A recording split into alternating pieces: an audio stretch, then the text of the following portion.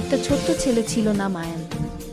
সে সবসময় খেলাধুলা করত, কিন্তু নামাজ পড়তে আলসেমি করত। একদিন রাতে আয়ান স্বপ্নে দেখল একটা চমৎকার আলোকিত দরজা, দরজার সামনে একটি সোনার চাবি ঝুলছে। চাবিটা নেওয়ার চেষ্টা করলে দরজার উপাস থেকে একটি কোমল আওয়াজ শোনা গেল। এই চাবি Welcome, পেতে হলে little তুমি one. আল্লাহর আদেশ মানতে Step হবে। into the light. আয়ান জিজ্ঞেস করল, Ayan আমি কি must করব? follow Allah's ওই আওয়াজ বলল, commands.